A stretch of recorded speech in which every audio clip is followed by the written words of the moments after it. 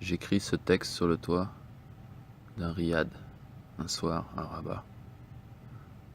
Nous ne sommes même pas le bon mois. Je suis le rabat-joie d'Adar. Comme le soleil s'est couché, il y a quelques minutes, on était déjà hier. 9e jour de Chaban, 1-4-3-8 de l'Hégire. 9e jour d'Iyar, 5-7-7-7 des Hébreux. 3 sevens clash, culture au cube. Belle année pour une quarantaine. J'ai donc raté le mois d'Adar. Apparemment, c'était en mars.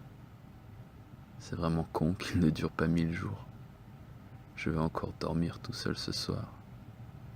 Quand de l'autre côté de la Méditerranée, tout un peuple se prépare à passer 1825 jours en marche.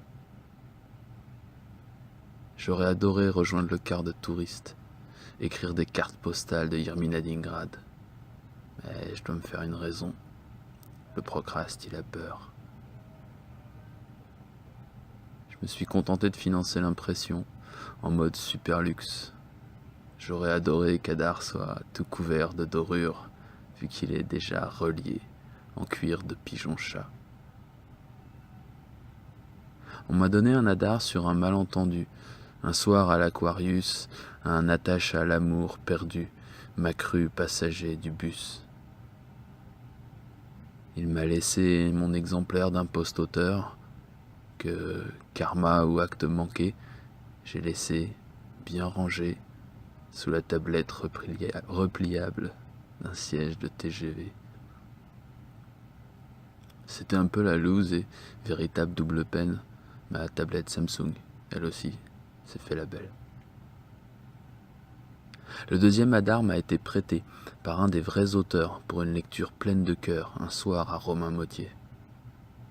Nos mots ont plombé la nuit. C'est le souci avec Yerminalingrad, elle se partage entre amis, mais un peu comme une MST. Pour éviter une deuxième perte, cet Adar-là, je l'ai acheté et offert pour son anniversaire à l'hôte de ma deuxième partie de soirée. Comme dit l'adage, jamais 203, donc le troisième Adar, c'est le bon. En tout cas, c'est le mien, et je repense à son cuir sous le ciel marocain. Il a stagné longtemps seul à Paris. Je l'ai ramené à Lausanne. Promis, dès que je rentre, je le lis et j'arrête ces tristes vannes.